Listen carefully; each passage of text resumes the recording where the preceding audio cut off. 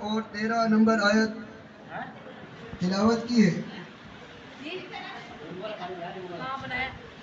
یہاں مالک نے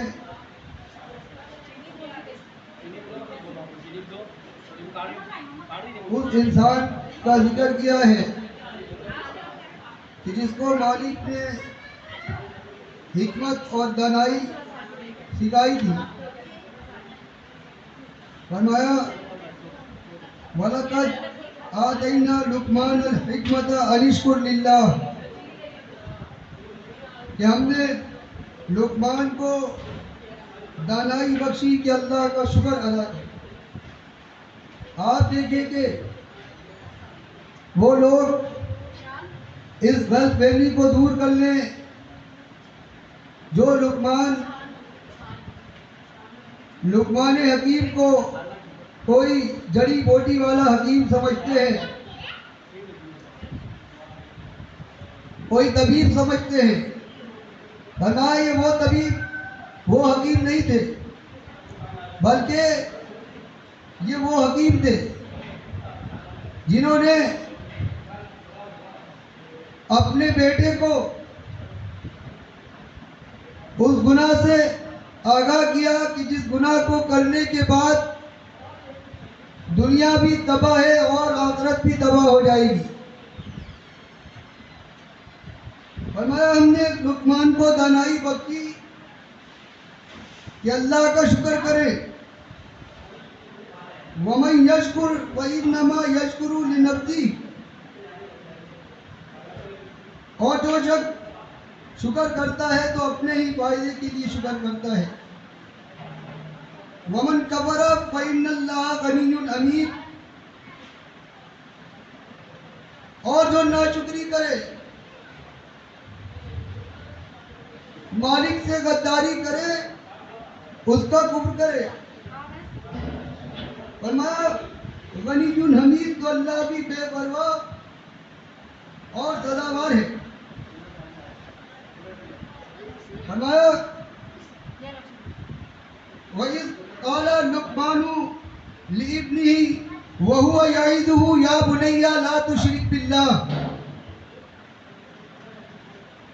فرمایا اس وقت کو یاد کرو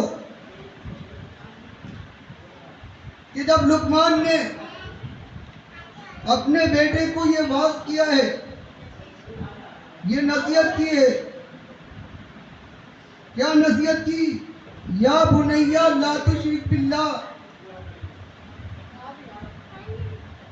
کہ میرے بیٹے اللہ کے ساتھ شرک نہ کرنا. ان الشرک لظلم عظیم شرک جو ہے کائنات کا سب سے بھاری ظلم ہے.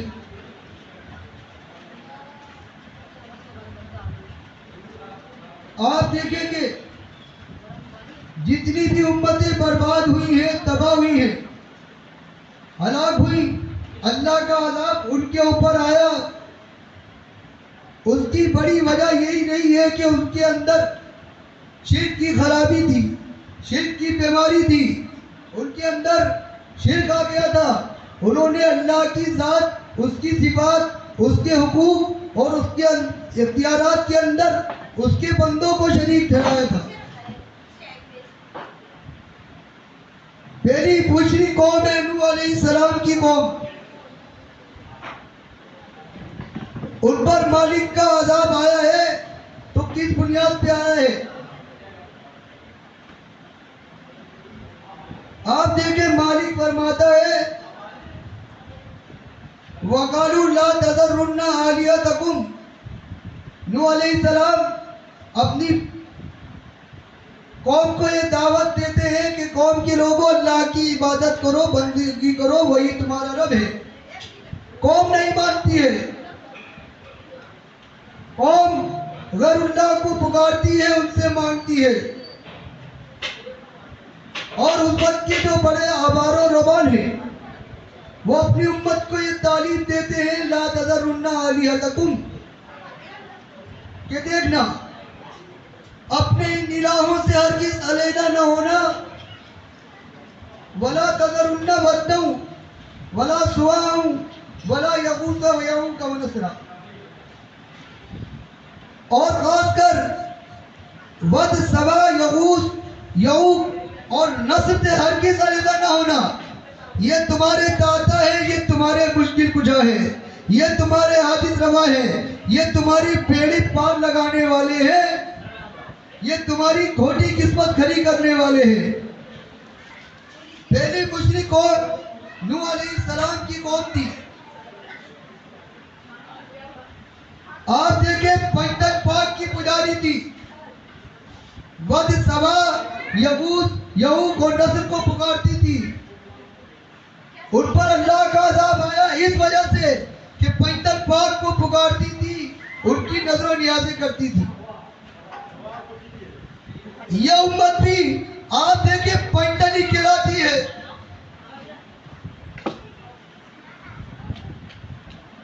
اس امت پر عذاب آیا حیات فی القبر کے عقیدے سے.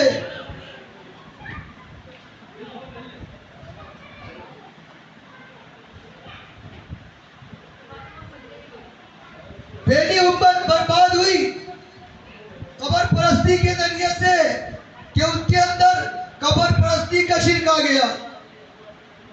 اور یہ آخری امت ہے. آپ دیکھیں اس کے اندر بھی شرک لایا قبر پرستی حیات فی القبر کے ذریعے سے. پہلی امت برباد ہوئی، اللہ کا عذاب آیا. مالک فرمائے مما خطیئاتہم اغرقوا فادخلوا النار، کہ وہ اپنے خطاؤں کے سبب غرق کیے گئے ہیں اور آگ میں داخل کر دیے گئے. خطا کیا تھی؟ آپ دیکھیں پنجتن پاک کو پکارتی تھی.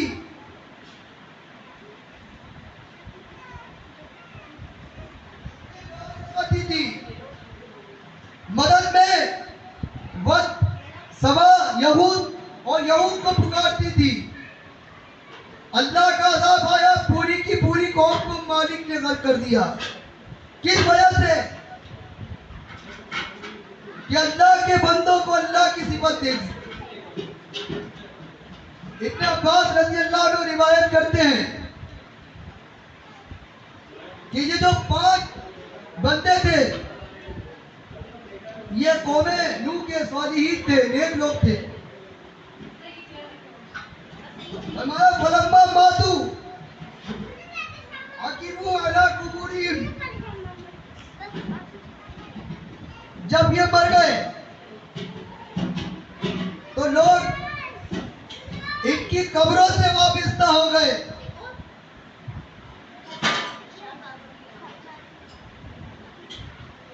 پھر ان کی عبادت کرنے لگے، ان کو پکارنے لگے. اور جو دور کے رہنے والے تھے انہوں نے ان کی تماثیل بنا لی. آپ دیکھیں پہلی امت برباد ہوئی حیات فی القبر کے عقیدے سے، ان کو برباد کیا. قبر پرستی کا شرک ان کے اندر آیا، امتیں برباد ہوئی، اللہ کا عذاب آیا. اور یہ آخری امت ہے، ان پر بھی اللہ کا عذاب آتا ہے، یہ بھی برباد ہے. اس وجہ سے اس کے اندر بھی جو شرک آیا ہے قبر پرستی حیات فی القبر کے ذریعے سے آیا ہے.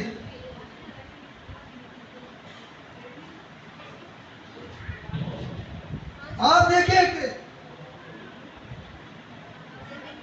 اللہ کے نبی صلی اللہ علیہ وسلم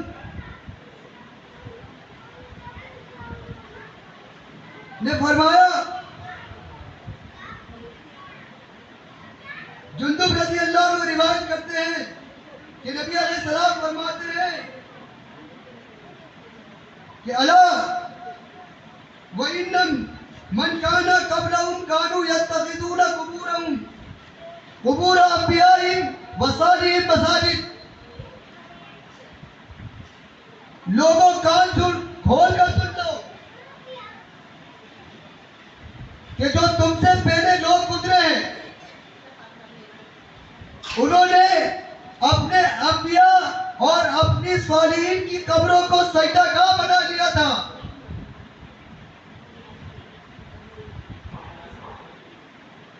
انی انہاکم عن ذالک، نبی علیہ السلام نے فرمایا ہے میری قوم میں تمہیں منع کرتا ہوں کہ ان کو سجدہ گاہ نہ بنانا.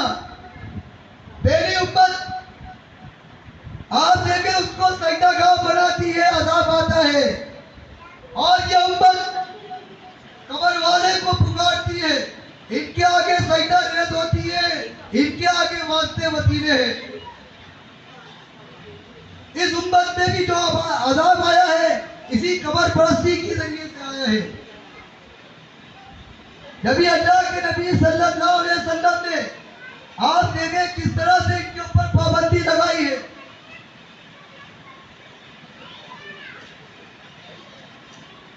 عبداللہ بن مسعود رضی اللہ عنہ روایت کرتے ہیں کہ نبی علیہ السلام نے فرمایا نہیتکم عن زیارت القبور، کہ پہلے میں نے تمہیں قبروں پر جانے سے منع کر دیا تھا کیونکہ وہ اس کی شدت کو پہچانتے تھے.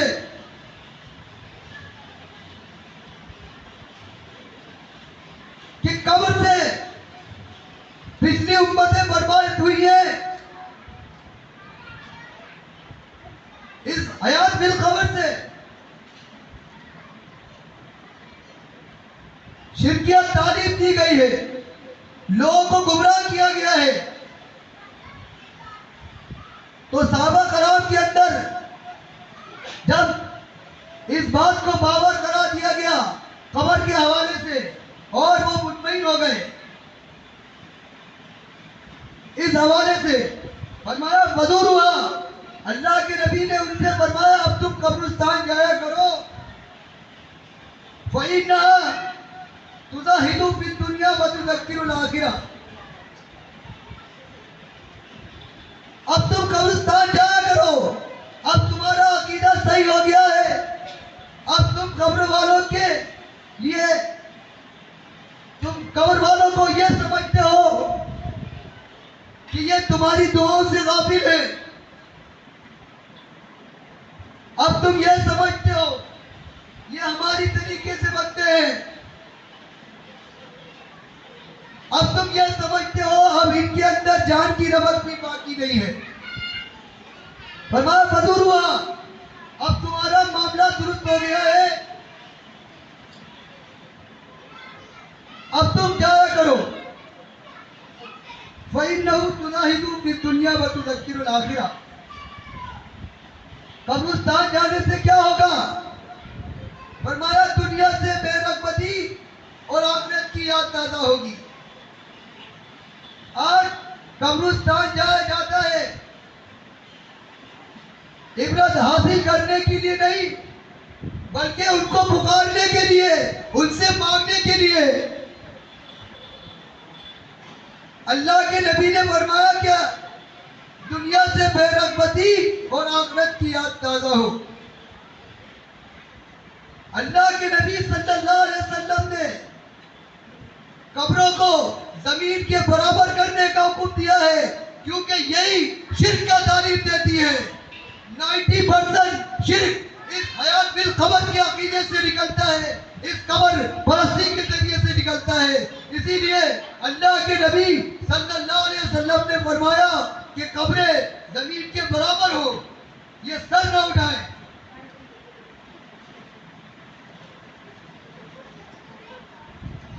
ثمامہ بن شبی روایت کرتے ہیں کہ ہم لوگ فضالہ بن عبید رضی اللہ عنہ کے ساتھ عرض روم کے جزیرے رودیز میں تھے کہ ہمارے ایک ساتھی کا انتقال ہو گیا. فضالہ رضی اللہ عنہ نے ہم سے کہا، ہم کو حکم دیا کہ ہم ان کی قبروں کو برابر کر دیں. پھر فرمایا میں نے نبی صلی اللہ علیہ وسلم کو ایسا ہی حکم دیتے سنا ہے کہ اللہ کے نبی نے فرمایا کہ قبریں زمین کے برابر ہو.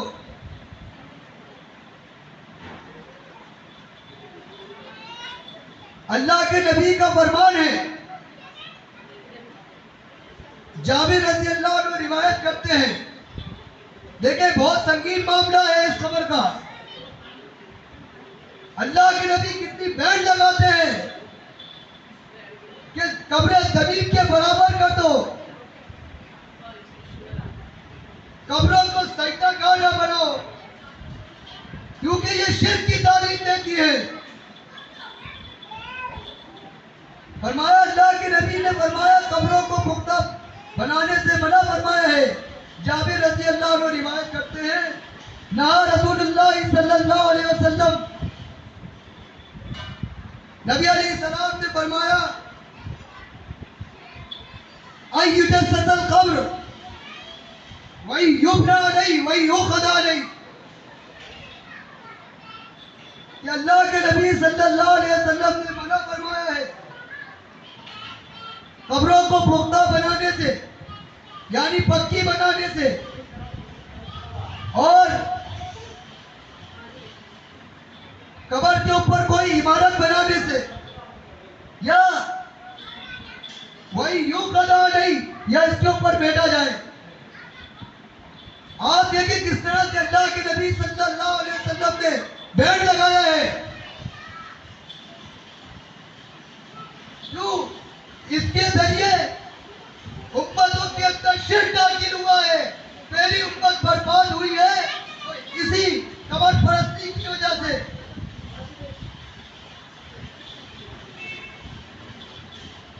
اور یہ امت بھی برباد ہو رہی ہے، اس کے اوپر بھی عذاب آ رہا ہے. اس کی وجہ یہی ہے کہ یہ امت قبر پرستی کا شکار ہے، حیات بالقبر کا عقیدہ رکھتی ہے. اس کو جو مار پڑ رہی ہے اس کی وجہ یہی ہے کہ انہوں نے مالک کے ساتھ ظلم کیا ہے، مالک کے ساتھ غداری کی ہے.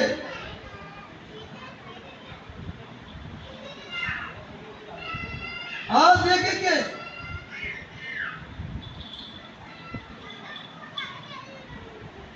اس امت میں یہ قبر پرستی کی لعنت میں مبتلا کرنے والا کون ہے؟ کس نے اس امت کو قبر پرستی کی لعنت میں مبتلا کیا؟ آپ دیکھیں وہ تیسری صدی کا امام، تیسری صدی ہجری کا امام احمد بن حنبل اس امت میں حیات بالقبر کا عقیدہ لایا. قبر پرستی کی اس شرک کی کا جواب فراہم کیا اس امت کو. وہ لکھتا ہے اپنی کتاب الصلاۃ کے اندر، وَالْإِيمَانُ بِالْحَوْضِ وَالشِّفَاءِ. وہ ظالم احمد بن حنبل وہ کہتا ہے حوض کوثر والشفاعت اور شفاعت، وَالْإِيمَانُ بِالْمُنکَرِ نَکیر، فرمایا کہ شفاعت، منکر نکیر اور ایمان ہونا چاہیے. وعذاب القبر، عذاب قبر پر، اور اس پر بھی ایمان ہونا چاہیے کہ اس قبر کے اندر روح لٹا دی جاتی ہے، پھر اس سے ایمان اور توحید کا سوال ہوتا ہے. آج دیکھیں پہلی امت برباد ہوئی، اس کو یہ عقیدہ دیا گیا کہ یہ بڈھے، یہ قبر والے، یہ تمہارے داتا دستگیر مشکل کشا ہے.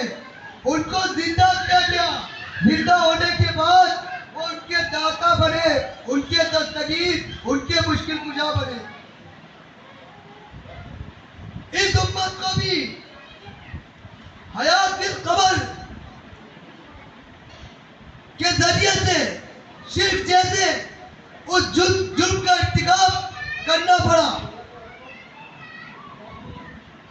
امت میں لانے والا یہ احمد بن حنبل ہے، جس نے امت کو یہ عقیدہ دیا کہ یہ قبر والا زندہ ہے۔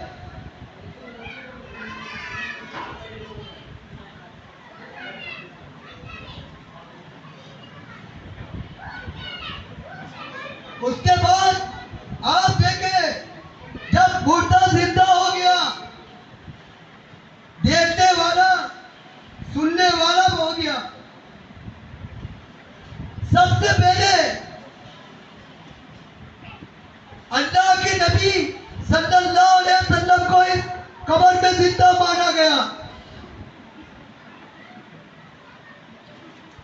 پہلے اللہ کے نبی کو اس قبر میں زندہ مانا گیا، اللہ کی صفت الحی کے ساتھ شریک کیا گیا۔ آپ دیکھیں، زندہ ماننا اس قبر میں یہ شرک کی بنیاد ہے، فراہم کرنا ہے۔ اللہ بھی الحی ہے، اللہ کے نبی صلی اللہ علیہ وسلم وہ بھی الحی ہے۔ یہ شراکت داری کی گئی، یہ شرک کیا گیا۔ اس امت کو یہ عقیدہ دیا گیا اس قبر پرستی کے ذریعے سے۔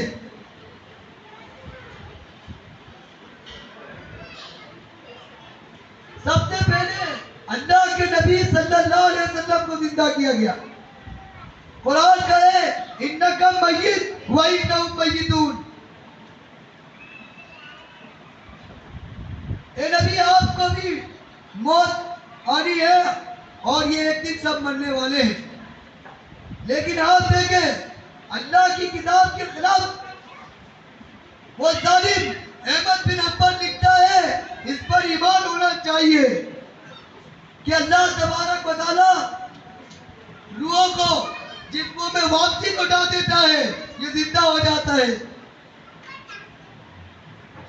قرآن کہے ثم انکم یوم القیامۃ تبعثون، یہ جو زندگی ملی ہے، فرمایا اس کے بعد تمہیں موت آئے گی اور پھر تم قیامت کے دن زندہ ہوگے، قیامت سے پہلے نہیں۔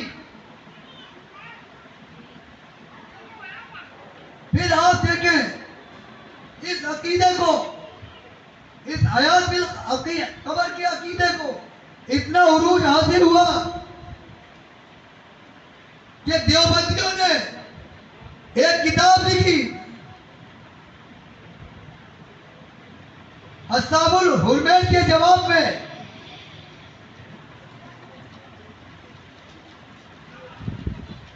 احمد رضا خان نے کتاب لکھی اصحاب الحرمین، اور انہوں نے کہا کہ یہ دیوبندی نہیں مانتے اللہ کے نبی صلی اللہ علیہ وسلم مدینے والی قبر میں زندہ ہے۔ تو دیوبندیوں نے کتاب لکھی المہن علی المفن،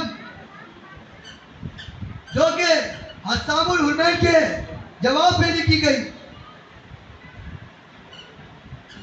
اور انہوں نے لکھا یہ بریلوی جھوٹ بولتے ہیں، ہم تو مانتے ہیں اللہ کے نبی صلی اللہ علیہ وسلم مدینے والی قبر میں زندہ ہے، یہ تو کچھ بھی نہیں ہے۔ ہم تو یہاں تک مانتے ہیں کہ اللہ کے نبی کا وہ حصہ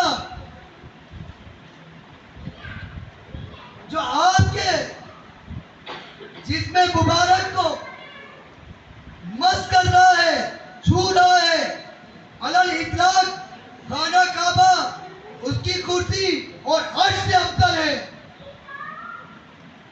آپ دیکھیں کس طرح سے حیات بالقبر کے عقیدے سے شرک کی تعلیم دی جاتی ہے، کفر و شرک کی بحث ہے، اور یہ اس امت کے حقیق کھلائے جاتے ہیں۔ ایک وہ حکیم ہے جس کو مالک فرمائے کہ وہ اپنے بیٹے کو دعوت دیتا ہے، یا بنیا لا تشرک باللہ ان الشرک لظلم عظیم۔ فرمایا دیکھو یہ جو حکیم ہے، یہ وہ دانائی کی باتیں کرتا ہے اور کہتا ہے میرے بیٹا شرک نہ کرنا، شرک جو ہے کائنات کا سب سے بڑا ظلم ہے۔ اور آج کے یہ امت کے حکیم کہلائے جاتے ہیں، دانائی اور حکمت والا ان کو مانا جاتا ہے، جو شرک کی تعلیم دیتے ہیں، جو اللہ کے نبی کو زندہ الحی مانتے ہیں۔ اور آپ دیکھیں کتنا بڑا ظلم کیا ہے، کہتے ہیں وہ حصہ جو اللہ کے نبی صلی اللہ علیہ وسلم کے جسم مبارک کو جو مس کر رہا ہے، چھو رہا ہے، وہ افضل ہے۔ خانہ کعبہ اس کی کرسی اور عرش سے افضل ہے۔ آپ دیکھیں کتنا بڑا اللہ کی کتاب کے خلاف یہ شرک کروایا جا رہا ہے۔ عرش کے بارے میں اللہ رب العزت اس کی فضیلت بیان کرتا ہے،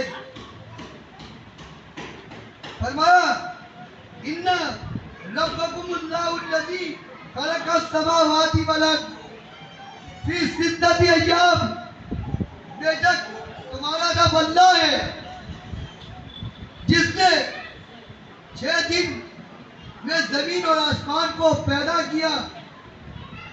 فرمایا ثم استوى علی العرش، عرش کی کیا فضیلت ہے؟ فرمایا وہ رب عرش پر مستوی ہے۔ اور یہ دیوبندی لکھتے ہیں کہ اللہ کے نبی کا وہ حصہ جو مس کر رہا ہے وہ عرش سے افضل ہے۔ آپ دیکھیں کتنے بڑے ظالم ہیں، ان کی نگاہ میں اللہ کا کوئی مقام نہیں ہے۔ اللہ عرش کی فضیلت بیان کرتا ہے، فرمایا الرحمن علی عرش استوى،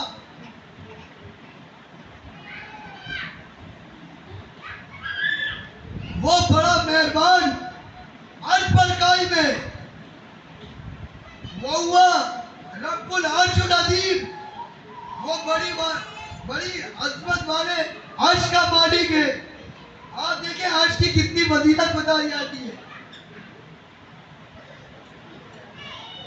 اس امت کو برباد کیا حیات القبر کے ذریعے سے، جب یہ عقیدہ دیا کہ قبر والا زندہ ہے، سنتا ہے۔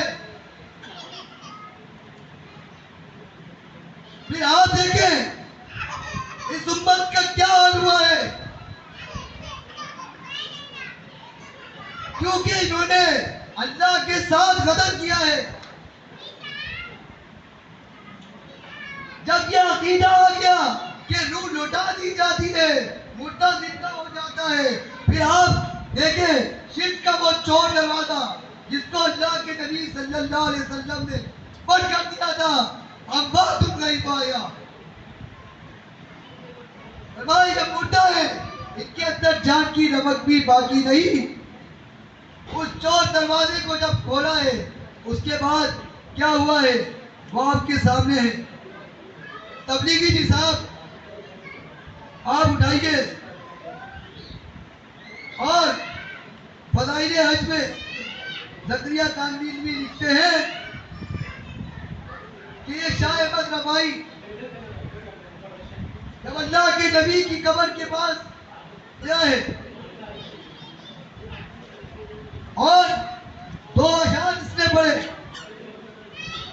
کہا کہ دوری کی حالت میں تو میں اپنی روح کو بھیجتا تھا، وہ آ کر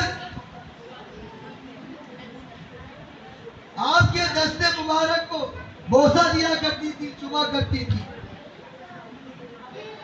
اے اللہ کے نبی، آج میں خود آیا ہوں، ہاتھ باہر نکالیے تاکہ آپ کو میں بوسہ دوں۔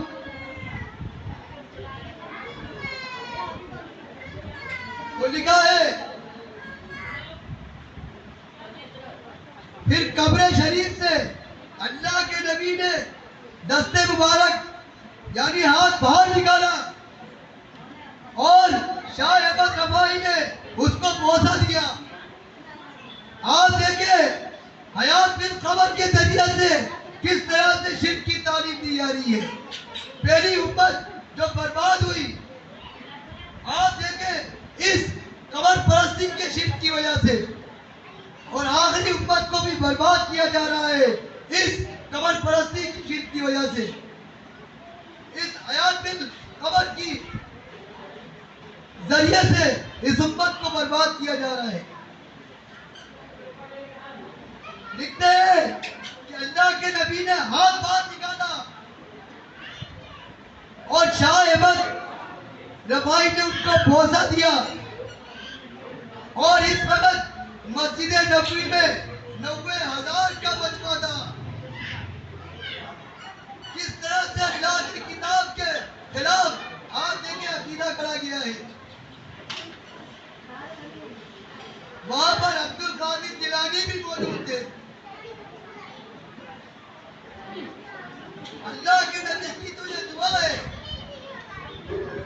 فرمایا اللہم لا تجعل قبری وسط یعبد. اللہ کے نبی نے یہ دعا کی تھی کہ اللہ میری قبر کو بت نہ بنا دینا, کہ جس کی عبادت ہو, جس کی بندگی کی جائے, ہر وہ چیز بت ہو جاتی ہے جس کو پوجا جائے, جس کی عبادت کی جائے. آج آپ دیکھیں اللہ کے نبی کی قبر کو پوجا جا رہا ہے. اس امت میں عقیدہ آیا ہے حیات بن قمر کے ذریعے سے.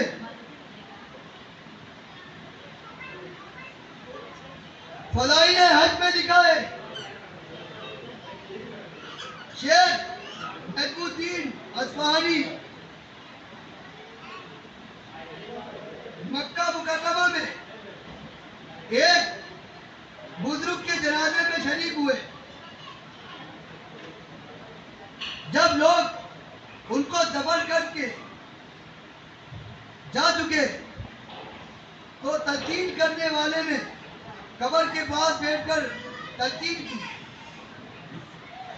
لکھا ہے شیخ نجم الدین ہنسنے لگے,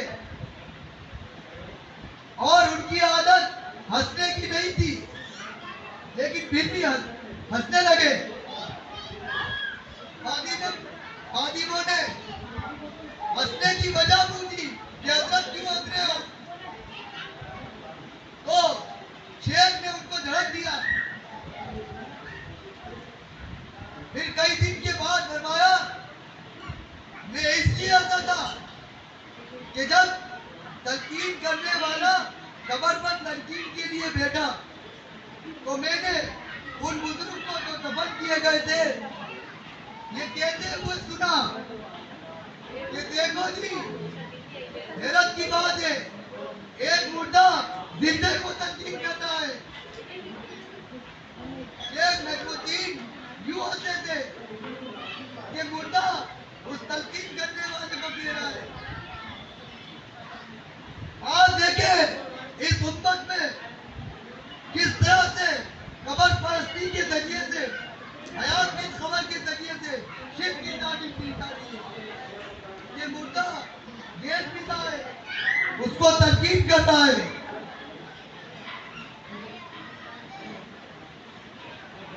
اس امت میں جو عقیدہ شرک کا پرچار کیا گیا جس سے شرک کی 90% شرک ایجاد ہوئے, وہ اس حیات بن قمر کے عقیدے سے, حیات بن قمر کے ذریعے سے آیا ہے کہ جب قبر والا زندہ ہو گیا, بولنے لگا, پھر قبر والے سے دعائیں بھی ہونے لگی, ان سے مانگا جانے لگا, پھر قبروں سے بھیج بھی حاصل ہونے لگا.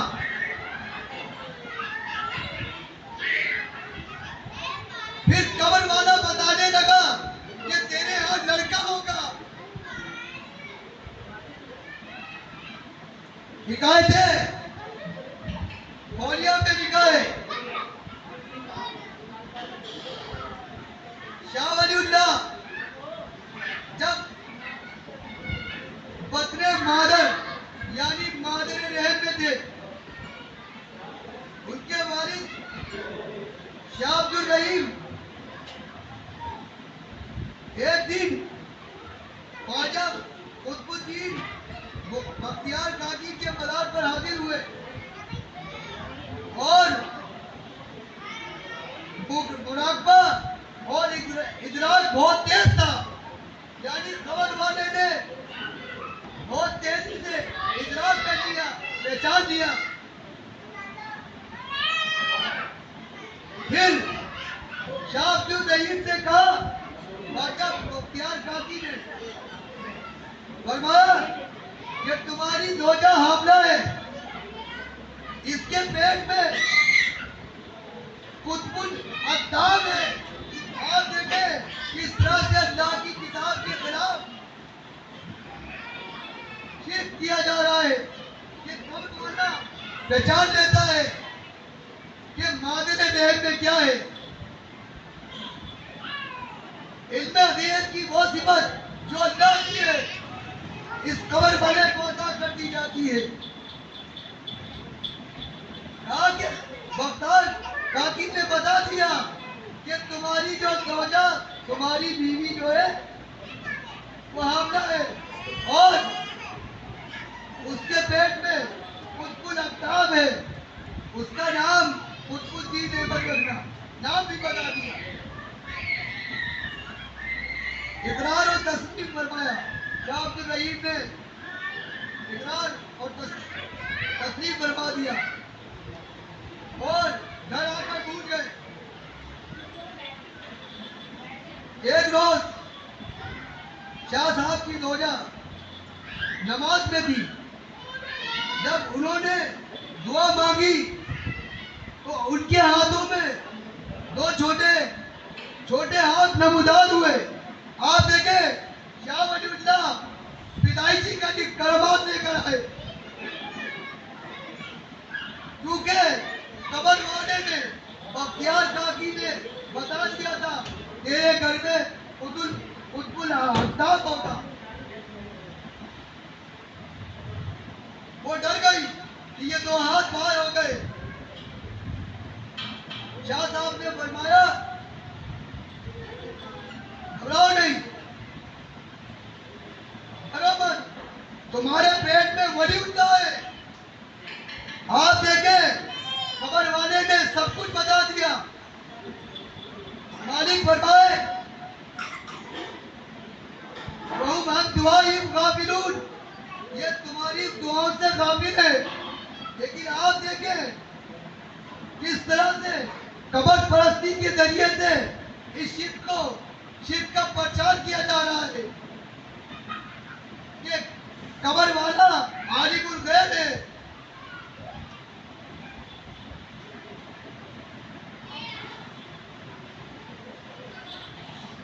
اسی حکایت اولیاء میں لکھا ہے کہ ایک صاحب کشف حضرت حافظ بن محمد تھانوی کے مزار پر فاتحہ پڑھنے لگے. یعنی ایک صاحب کشف جو تھا حافظ محمد تھانوی کے مزار پر فاتحہ پڑھنے لگے. ان کی قبر پر فاتحہ کے بعد کہنے لگے بھائی یہ کون بزرگ ہیں، بڑے زندگی باز ہیں، بڑے زندگی کرتے ہیں. مجھ سے فرماتے ہیں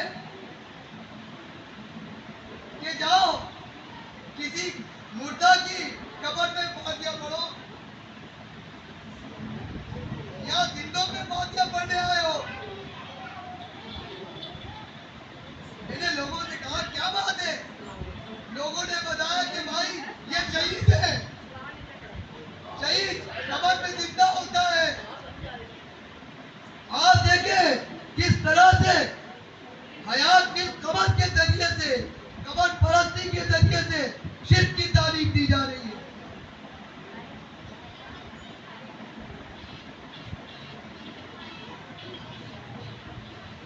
پہلی امت برباد ہوئی حیات بالقبر کے عقیدے سے،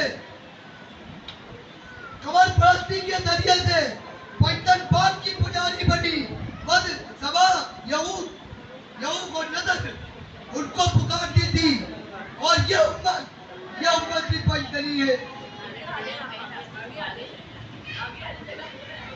محمد، علی، حسن، حسین اور فاطمہ یہ پشتنی پاک کو پکارتی ہے۔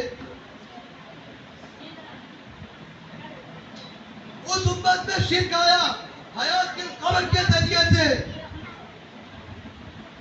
اس امت میں بھی شرک آیا ہے حیات کے قبر کے ذریعے سے۔ نوح علیہ السلام کی قوم غیر اللہ کو پکارتی تھی، یہ امت بھی یا رسول مدد اور یا علی مدد کے نعرے لگاتی ہے، واسطہ وسیلے کے عقیدہ رکھتی ہے۔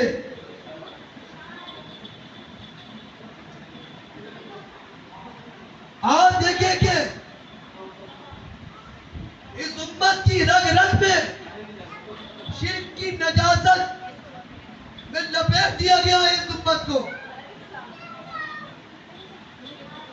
اس کی رگ رگ میں شرک بھر دیا گیا ہے۔ یہ ایاک نعبد و ایاک نستعین کہنے والا یہ قبر پرست بن گیا ہے۔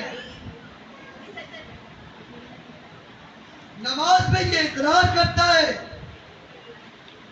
ایاک نعبد و ایاک نستعین، اے اللہ ہم تیری عبادت کرتے ہیں اور تجھی سے مدد مانگتے ہیں، لیکن جب بھائی نکلتا ہے،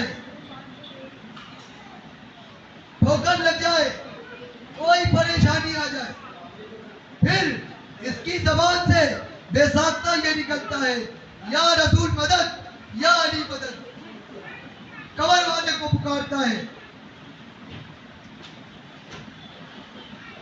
کیونکہ ان کے بڑوں نے یہی تعلیم دی ہے کہ ان کو پکارنا یہ ایسا ہی ہے جیسے اللہ ہی کو پکارنا ہے۔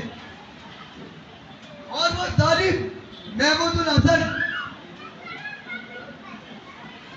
اس آیت کی تفسیر میں لکھتا ہے، ایاک نعبد و ایاک نستعین کی تفسیر میں وہ ظالم محمود الحسن لکھتا ہے کہ اللہ کے نیک اور مقبول بندوں کو محض واسطہ نعمت الہی کا ذریعہ سمجھتے ہوئے اگر ان سے بھی ظاہری استعانت کرنی جائے تو یہ جائز ہے۔ یعنی اللہ کے نیک اور مقبول بندے، اللہ کے نیک اور مقبول بندے کون ہیں؟ اللہ کے نبی صلی اللہ علیہ وسلم، علی رضی اللہ عنہ، صحابہ کرام۔ کہتا ہے کہ اگر ان کو پکارا جائے تو یہ جائز ہے، اور یہ پکارنا ایسا ہے اللہ کو پکارنا۔ تو آپ دیکھیں کتنا بڑا ظلم ہے، کسی کو مالک شرک قرار دیتا ہے، اور شرک کے بارے میں فرمایا ان اللہ لا یغفر ان یشرک بہ ویغفر ما دون ذلک لمن یشاء، کہ اللہ تعالیٰ شرک کو ہرگز معاف نہیں کرے گا، اس کے علاوہ دوسرے گناہ جس کے لیے چاہے گا مالک معاف کر دے گا۔ فرمایا انہ من یشرک باللہ فقد حرم اللہ علیہ الجنہ، یہ جو تم روزے رکھ رہے ہو، یہ نمازیں پڑھ رہے ہو، یہ تہجد گزار ہو گئے ہو، کس لیے کہ جنت میں جانے کی خواہش ہے۔ عقیدہ کیا ہے؟ عقیدہ شرک سے آلودہ ہے، شرک کی نجاست میں لت پت ہے، اور جنت میں جانے کے دعوے دار ہو، روزے رکھ رہے ہو، 16 گھنٹے تم روزے رکھ رہے ہو، اور زبان پر یا رسول مدد اور یا علی مدد کے نعرے ہیں۔ فرمایا انہو من یشرک باللہ فقد حرم اللہ علیہ الجنہ. مالک نے جنت کو حرام کر دیا ہے شرک کرنے والے پر. فرمایا اس کا ٹھکانہ تو جہنم کی آگ ہے. فرمایا وما للظالمین من انصار، ایسے ظالموں کا اللہ کے یہاں کوئی مددگار نہیں ہے. آپ دیکھیں بڑے افسوس کے ساتھ یہ کہنا پڑتا ہے کہ یہ امت عمل کے معاملے میں بہت آگے ہے. نمازوں پہ نمازیں پڑھی جا رہی ہے، روزوں پہ روزے رکھی جا رہی ہے، اور زکوٰۃ ادا کرتی ہے، فطرہ ادا کرتی ہے، لیکن ایمان سے خالی ہے. 14 اور 16 گھنٹے بھوک اور افلاس میں گزارتی ہے، روزہ رکھتی ہے. آپ دیکھیں مالک فرماتا ہے عاملۃ ناصبہ تصلیٰ نارا حامیہ، یہ عمل کر کے تھک جائیں گے اور ایک دن بھڑکتی ہوئی آگ میں داخل کر دی جائیں گی. وجہ کیا ہوگی؟ یہ جو ان کے اعمال برباد ہوئے ہیں اس کی وجہ کیا ہے؟ یہ شرک ہے. فرمایا یا ایھا الذین آمنوا کتب علیکم الصیام، اے ایمان والو ہم نے تم پر روزے فرض کیے ہیں. اللہ تعالیٰ نے ایمان والوں پر، کسی کافر مشرک پر اللہ نے روزے فرض نہیں کیے ہیں. جو یا رسول مدد پکارتا ہے اس پر اللہ نے روزے فرض نہیں کیے.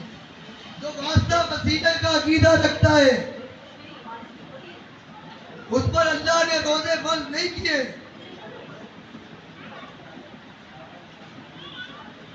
جو عذاب بالقبر کا عقیدہ رکھتا ہے کہ مردہ سنتا ہے، مردہ ہماری پکاروں کو سنتا ہے، اللہ نے ان کے اوپر روزے فرض نہیں کیے. کیا فرمایا؟ یا ایھا الذین آمنوا، اے ایمان والو جو اللہ کو پکارتے ہو، اللہ سے مانگتے ہو، اس کے ساتھ کسی کو شریک نہیں ملاتے. فرمایا اے ایمان والو کتب علیکم الصیام، ہم نے تم پر روزے فرض کیے ہیں. اور صرف تم پہ نہیں، تم سے پہلے والوں پر بھی اللہ نے روزے فرض کیے ہیں. کیوں؟ فرمایا لعلکم تتقون، تاکہ تم میں تقوی اختیار ہو، ڈرو اللہ سے، اللہ کا خوف پیدا ہو. روزہ رکھنے کے بعد یہ عزم ہو کہ زبان کے اوپر یا رسول مدد کے نعرے ہو. یہ کون سا تقوی ہے؟ کون سا خوف ہے؟ روزہ رکھ کر واسطے وسیلے کا عقیدہ رکھتے ہو، قبر والے کو اللہ سے زیادہ سننے والا اور جاننے والا اس کے ساتھ شراکت داری دکھاتے ہو. روزہ رکھنے کے بعد تم اللہ کی عطا کردہ یہ حلال کردہ چیزیں تم غیر اللہ کے نام پر بانٹتے ہو. یہ کون سا تقوی ہے؟ فرمایا روزے تو ہم نے اس لیے فرض کیے ہیں ایمان والوں پر لعلکم تتقون، تاکہ تقوی کی روش اختیار ہو، اللہ سے ڈرو. یہ کون سا تقوی ہے کہ روزہ رکھنے کے بعد تعویذ گلے میں باندھا ہوا ہے، جس کو اللہ کے نبی نے شرک قرار دیا. اللہ کے نبی نے فرمایا من تعلق تمیمۃ فقد اشرک، جس نے تعویذ لٹکایا اس نے شرک کیا. آپ دیکھیں اس امت کا روزے دار تعویذ باندھتا ہے، کہتا ہے میں روزے سے ہوں. کتنا بڑا دھوکہ کہہ رہا ہے یہ. فرمایا عاملۃ ناصبہ، دھوکہ نہ کا، یہ عمل تیرے برباد کر دیے جائیں گے. تصلیٰ نارن حامیہ، بھڑکتی آگ میں داخل ہو جائے گا، کوئی فائدہ نہیں ہوگا. سب سے پہلے شرک سے توبہ کرنا ہوگی، مالک کے سامنے گڑ گڑانا ہوگا. نوح علیہ السلام نے اپنی قوم سے یہی تو کہا تھا کہ تم نے پنجتر پاک کو پکارتے ہو یا پھر لکم من ذنوبکم، اپنے گناہوں کی معافی مانگو، تم اللہ کے ساتھ اللہ کے بندوں کو شریک کرتے ہو. اپنے گناہوں کی معافی مانگو. ان اجل اللہ اذا جاء لا یؤخر. دیکھو اس موت سے پہلے معافی مانگو، اور اللہ جس پر اپنی موت کا فیصلہ صادر کر دیتا ہے لا یؤخر، تو تاخیر نہیں کرتا.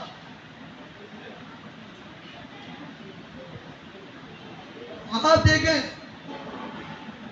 اس امت کے اندر جو عقیدہ رائج ہوا حیات فی الخبر کے ذریعے سے آیا ہے، اس کے بعد پھر ان مزار والوں کو پکارا گیا، ان کے اوپر چادریں چڑھی، پھر ان کے اوپر قوالیاں ہوئی،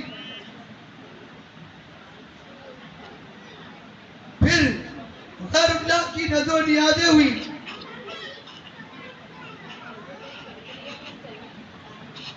پھر آپ دیکھیں کس طرح سے اس قبر پرستی کے ذریعے سے شرک کا جواز فراہم کیا گیا.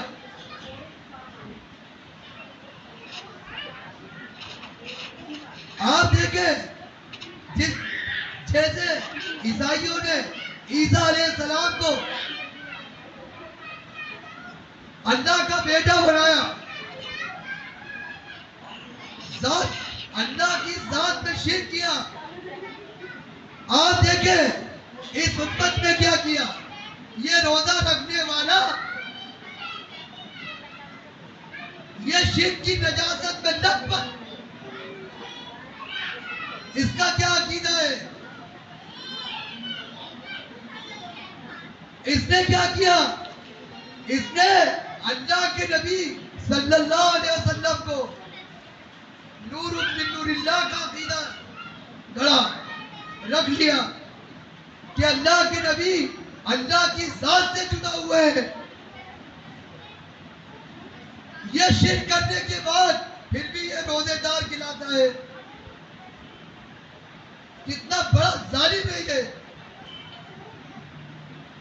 ایسا گناہ جس کے بارے میں مالک فرمائے ابن آدم شتمنی،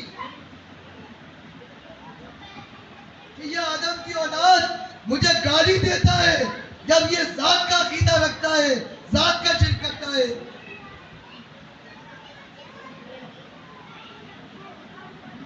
تو آپ دیکھیں ایک طرف اللہ کی کتاب ہے جو بتاتی ہے کہ لقمان نے اپنے بیٹے کو کیا نصیحت کی ہے. ایک باپ تو وہ ہوتا ہے جو اپنے بیٹے کو یہ نصیحت کرتا ہے کہ بیٹا یہ تیری جائیداد ہے، بڑی پاپڑ بیل کر میں نے یہ کمائی ہے، میرے جانے کے بعد اس کو سنبھال کے رکھنا، اچھے طریقے سے رکھنا، یہ تمہارے بھائی بہن ہیں ان کا خیال رکھنا. بڑا دیکھو ایک وہ باپ ہے جو اپنے بیٹے کو یہ نصیحت کر رہا ہے یا بنیا لا تشرک باللہ، کہ میرے بیٹے اللہ کے ساتھ شرک نہ کرنا. کیوں؟ ان الشرک لظلم عظیم، شرک جو ہے کائنات کا سب سے بڑا ظلم ہے. آج کا باپ اپنے بیٹے کو یہ تعلیم دیتا ہے کہ بیٹا پکار یا رسول مدد، شرک کی تعلیم دیتا ہے.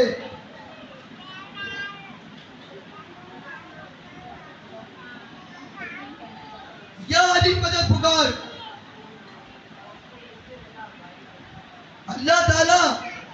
حکیم لقمان کی بات کرتا ہے کہ دیکھو وہ اپنے بیٹے کو کیا نصیحت کرتا ہے، اللہ کے ساتھ شریک نہ کرنا اس کی ذات، اس کی صفات، اس کے حقوق و اختیارات کے اندر۔ آج اس امت کو شرک کی نجاست میں لپیٹ دیا گیا ہے، اور یہ امت ہے کہ چلی جا رہی ہے، ان کو سمجھانے والا کوئی نہیں ہے، اور جو ان کو سمجھائے یہ ان کے دشمن بن جاتے ہیں، ان کے اوپر گستاخ کا فتویٰ لگتا ہے۔ جو ان کے سامنے قرآن پیش کرے جس کی فضیلت یہ ہے، فرمایا شہر رمضان الذی انزل فیہ القرآن، قرآن کی فضیلت تو یہ ہے اس کو مالک نے رمضان میں نازل کیا ہے۔ جب ان کے سامنے یہ قرآن پڑھا جائے، والذین یدعون من دون اللہ لا یخلقون شیئا وهم یخلقون، دیکھو میرے بھائیوں، جن کو تم اللہ کو چھوڑ کر پکارتے ہو، انہوں نے کچھ بھی پیدا نہیں کیا۔ آج تم علی اجمیری کو دادا سمجھتے ہو کہ یہ دینے والے ہیں، قرآن تو کہتا ہے لا یخلقون، انہوں نے کچھ بھی پیدا نہیں کیا۔ وہم یخلقون، قرآن کہتا ہے بلکہ اللہ نے انہیں پیدا کیا۔ فرمایا اموات غیر احیاء، یہ مردہ ہے۔ آپ دیکھیں جب آپ مردہ کہو گے آپ کے اوپر فتویٰ لگے گا کہ تم گستاخ ہو، آپ قرآن کی بات پیش کرو گے تو اس امت کا عالم یہ بنا دیا گیا ہے کہ یہ قرآن سننے کو تیار نہیں ہے۔